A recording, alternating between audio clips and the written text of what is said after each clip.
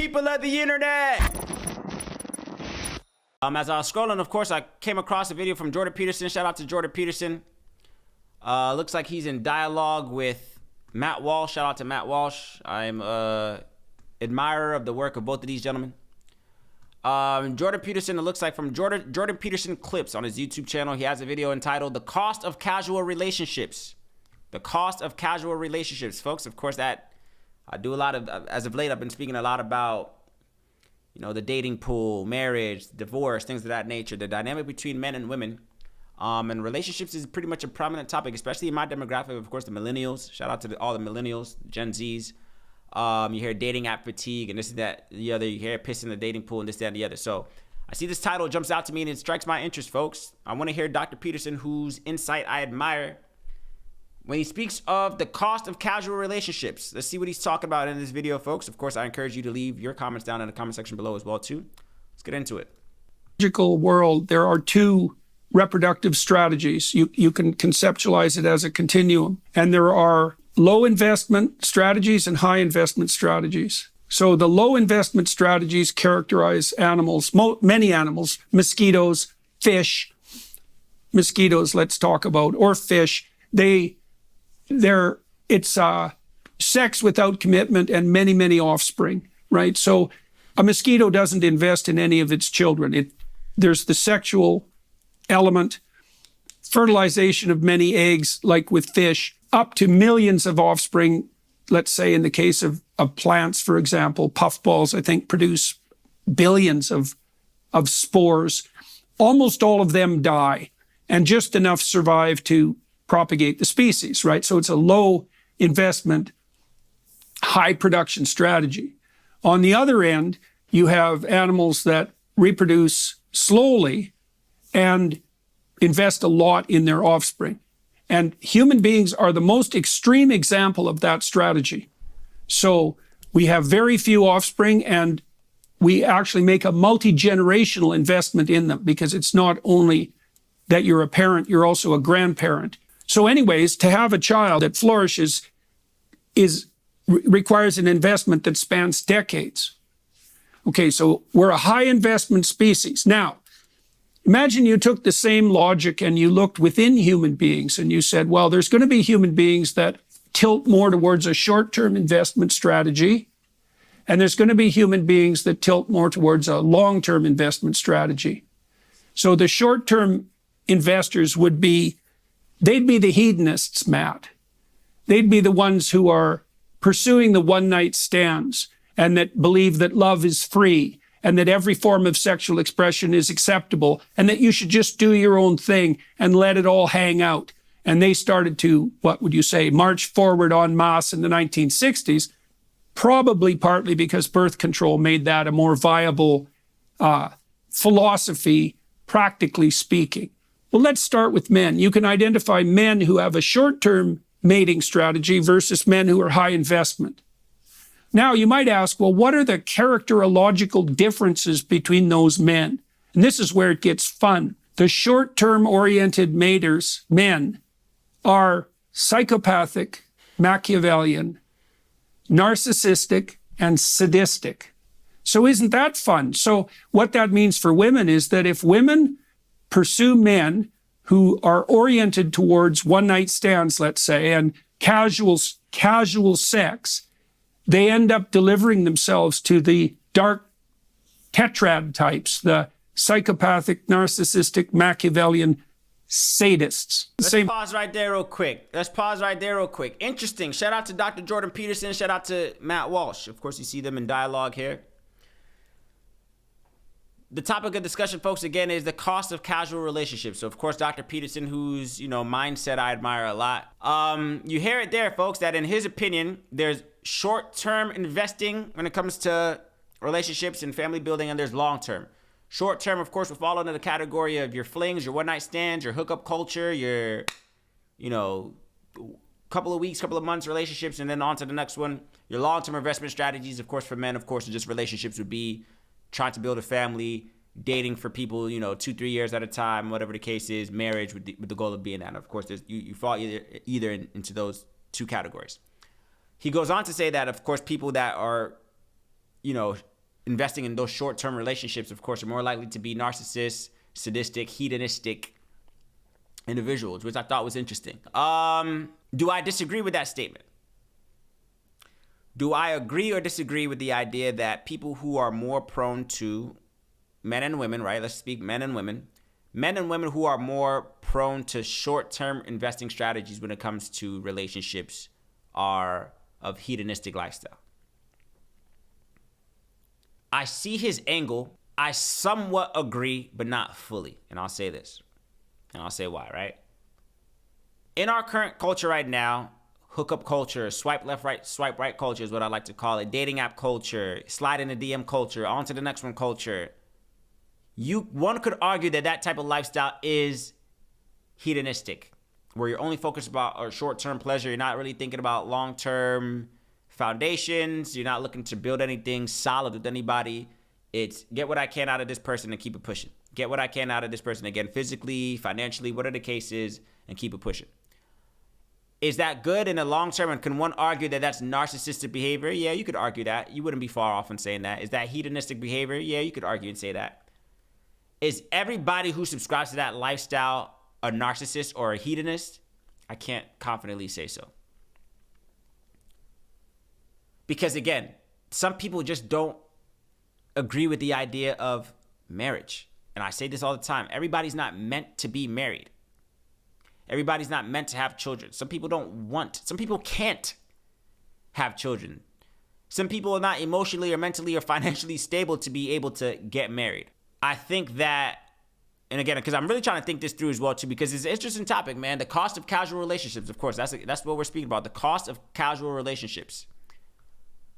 I believe, and we'll be mindful of my words here. This is what I honestly believe. I believe two consenting adults of sound mind and sound body, right? These are not, brain dead people. These are not wishy-washy people. These are two strong-minded, consenting adults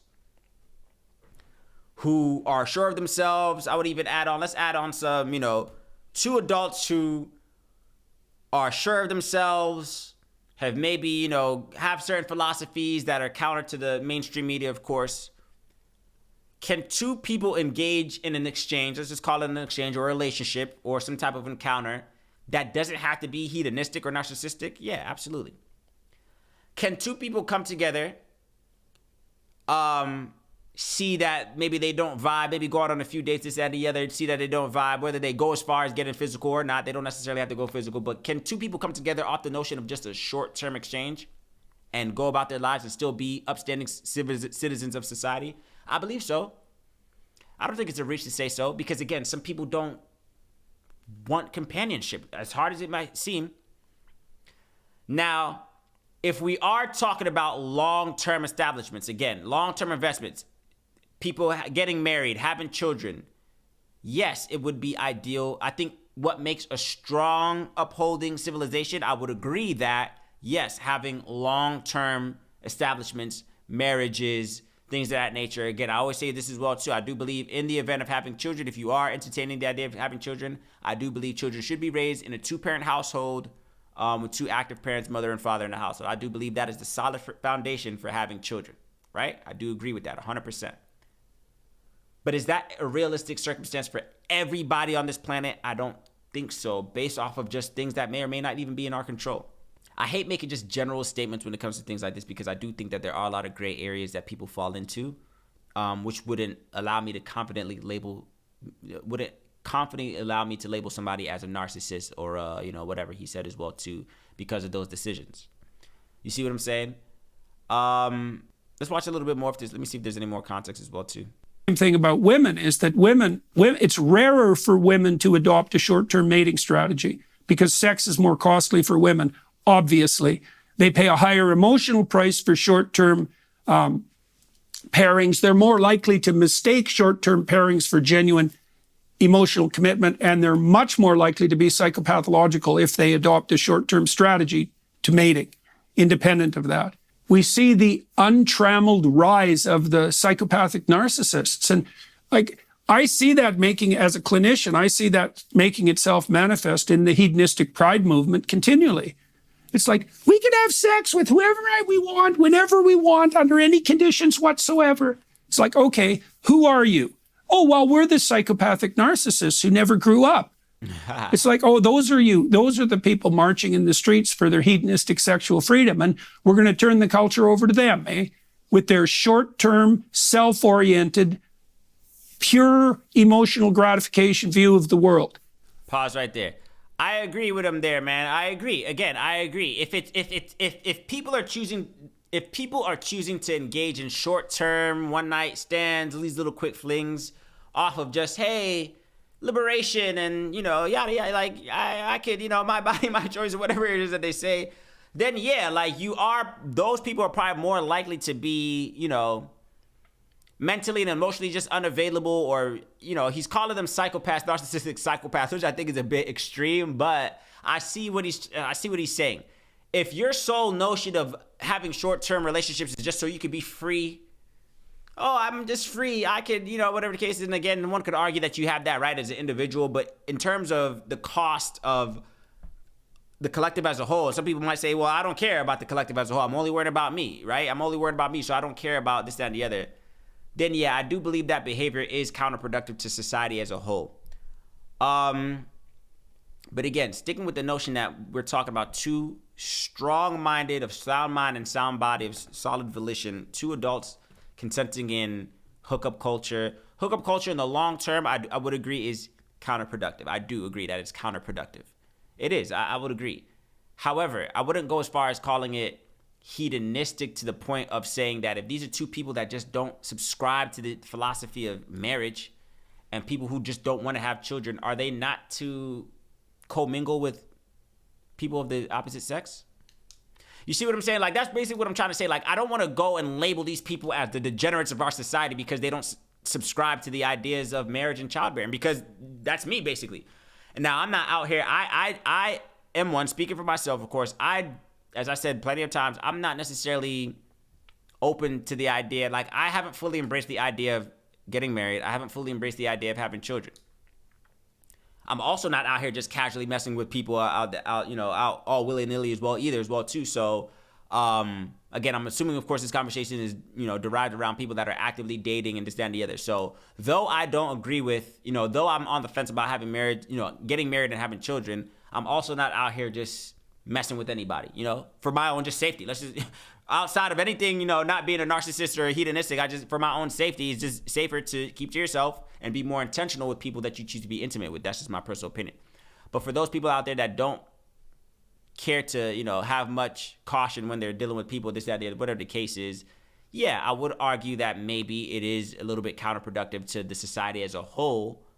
But I think if people are responsibly engaging with people, hey, we're going to try this out. We'll go on 1 or 2 dates. Yeah, we might get physical. We might not get physical, whatever the case is. And if it doesn't work out, we move on to the next. I think people can have the right to do so. Again, short-term strategies and long-term strategies. I can't necessarily call you a degenerate because you are on the side of short-term mating strategies. Again, some people are unable to be a wife. Some people are unable to be a husband. Let's just keep it real, man. Like, everybody's not meant to be married. Everybody's not meant to have children. So if you are somebody who, again, maybe, again, I don't know the studies behind it. Maybe there's something psychologically, who knows, or emotionally, maybe you're emotionally, who knows, maybe. But I don't necessarily want to label those type of people with the label of psychopathic narcissists. Shout out to Dr. Jordan Peterson, though, because I get what he's saying. I get it. Like, I'm not saying he's wrong. Like, I get what he's saying. Please don't misconstrue what I'm saying. I get what he's saying. But I'm maybe more taking a more surface level approach and hoping that, again, people of sound mind. I'm not talking about the degenerates yeah, man, let's just out here sleep with anything that's walking. I'm not talking about those people. Yeah, those people are not all the way there. People that just subscribe to sleeping with anything that's walking, hooking up with anybody that gives them any time of day, then yeah, you're a little bit something. But I'm talking about the people who just looking at the world and saying, you know what, I want to make my own rules. I want to responsibly go out on this date. I want to responsibly interact with this person. I want to responsibly, talk to maybe 1 or 2 people as I'm trying to figure out what works for me, this and the other. If you're doing it responsibly and safely, I think you can still be an upstanding citizen in our society.